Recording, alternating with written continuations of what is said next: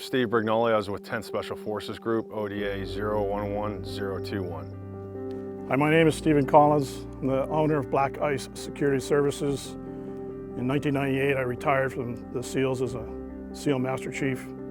My name is Christopher Morgan. I'm an amateur competition shooter. My name is Ryan Ricchetti. I'm the CEO of Ricchetti Tactical Solutions, RTS, and this is the RTS TriggerShield. The RTS TriggerShield is a shield that covers the trigger well of any firearm. Right here, it's shown on the AR-15 or M4. The purpose is to block the trigger well from inadvertent contact with the trigger. It's designed specifically to be ergonomically, tactically easy and quick to get up underneath when you want to purposefully access the trigger, but it's designed to keep anything out of the trigger that you don't want, whether it's your finger prematurely, a piece of gear, branch, whatever it may be.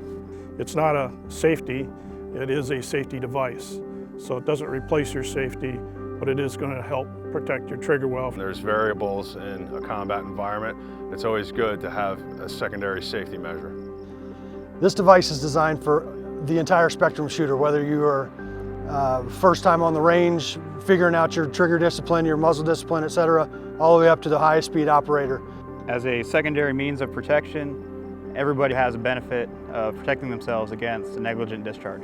Nobody can prevent your safety selector switch from rubbing against some gear and accidentally disengaging. By definition, accidentally was not on purpose, and your selector switch doesn't care if you meant to turn it off.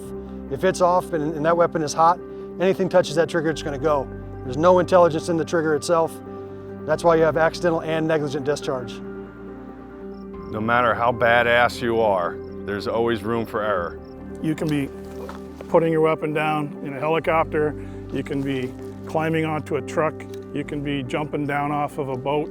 It doesn't matter.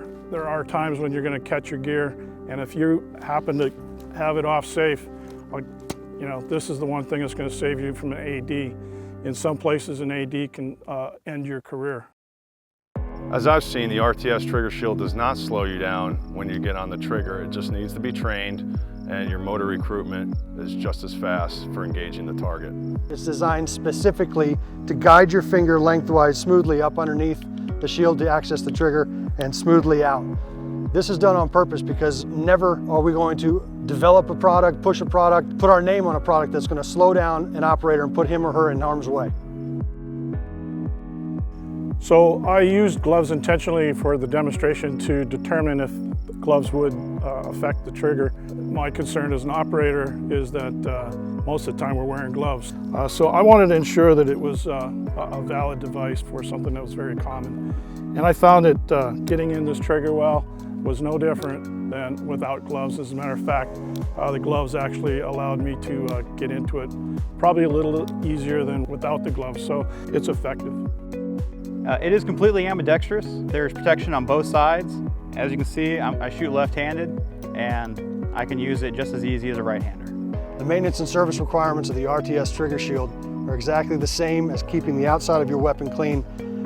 Consider your dust cover spring, a drop of oil, a few brushes with a brush, good to go.